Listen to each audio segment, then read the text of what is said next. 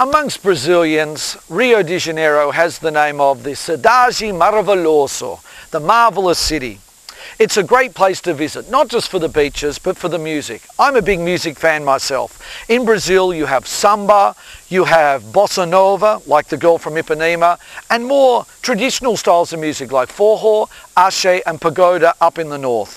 We're going to check out these styles of music, particularly when we head out into areas like Lapa, which has many different areas you can visit to check out the different styles of music that might suit your own taste. So let's go back to there, check out some of the music styles and see more, shall we?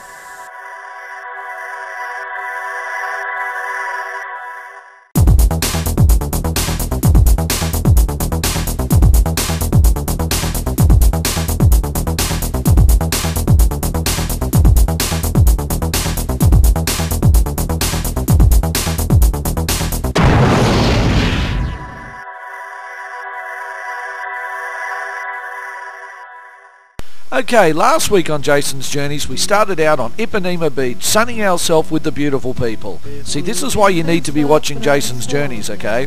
From there we made our way around to the next beach, Copacabana, with the more downtown funky type of crowd.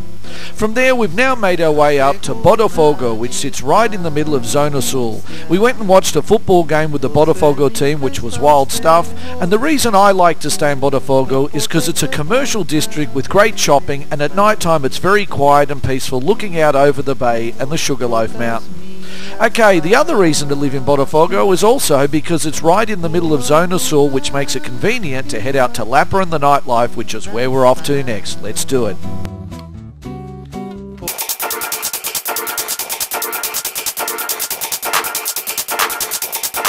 Lapa is characterised by the Arcos de Lapa, the impressive aqueduct arches that were built in the mid-18th century. However, it now has a bongi, a train line that runs up into the hills behind the beautiful area of Santa Teresa. Since the 1950s, Lapa has been known for its cultural life, with many restaurants and bars, and where all the Brazilian artists tend to meet. One of the most famous landmarks in Lapa is the Escadaria Celaron, which is a set of world-famous steps actually made by a Chilean-born artist, Jorge Celaron, who claimed it as my tribute to the Brazilian people. It's one of those tourist spots where you got to get a photo. Okay, so here we are in Lapa by day. You can see where all the nightclubs are behind me in these historical buildings. Every night you get something different. Samba, bit of bossa nova, you never know. Meanwhile over here we have our train line, which looks a bit like an aqueduct, I guess you could say. Unfortunately, they're repairing the train line that goes over the top of the bongi after an accident recently which killed 7 people. Enjoy it during the Olympics, people. Safety number 1. Anyway, let's check out Lapa by night as well as by day, shall we?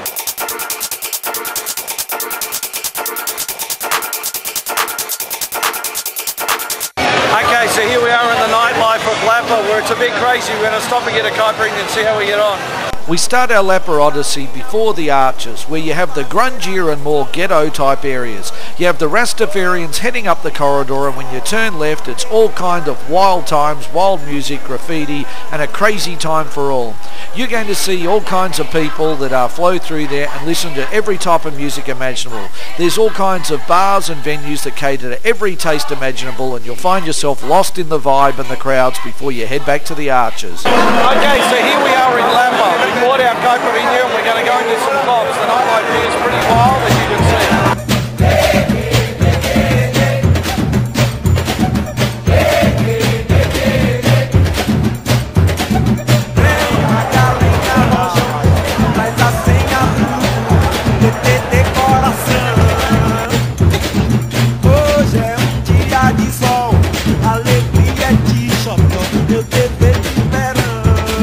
Underneath the arches you have a wild vibe where a live band plays literally underneath the main arch. Let's watch it for ourselves, shall we?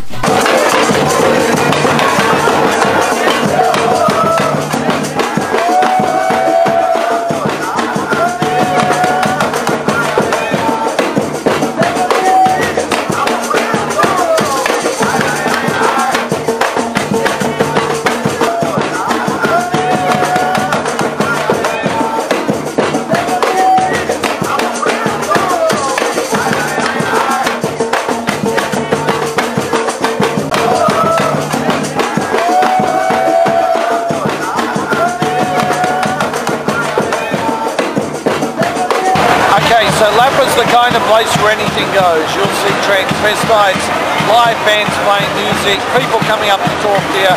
It's a wild, lively crowd, so anything can happen. Let's keep walking along and see what we come across. Once you've re-energised yourself with another obligatory caipirinha, it's time to get through the arches and continue on to the open, wild areas. If you're looking for something a bit more upmarket, you can always head to the Rio Scenario, Pavilion of Culture as it's otherwise known. It has great live Brazilian music and has an unusual and attractive ambience. It's laid back and has a mixture of locals and foreigners, with the cachaça bar with your obligatory caipirinha to drink. And if that doesn't tickle your fancy, there's always the obligatory nightclub with its pounding music, or even rock music if that's your thing. Anything you want, you can find it in Lapa.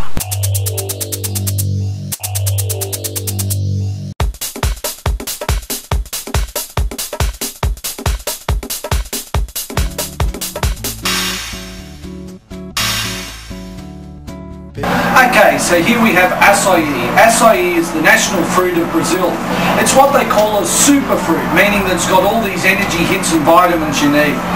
The kind of energy drinks we have back home aren't really popular here because acai and guarana are grown naturally here in Brazil, so people tend to eat it at the source.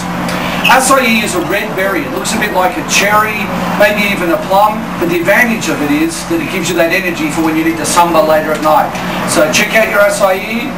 Give it a go while you're here. I eat it every day. Between this and guarana, helps get rid of those hangovers.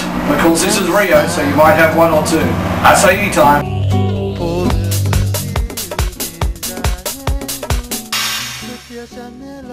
The other Brazilian staple is feijoada. Feijoada is the Portuguese word meaning bean, and feijoada is found on every dinner plate you'll find there. The basic ingredients are beans and usually mixed with some pork or beef. Traditionally a northwestern Portuguese dish, it's made up of these brown beans that look kind of like kidney beans and are crushed up together with tomatoes and other vegetables. Portuguese feijoada is usually served with rice and sausage such as chorizo, but the recipe is up to you. In Brazil it's prepared with black beans and a variety of salted pork or beef as I mentioned, so sit back and enjoy your feijoada.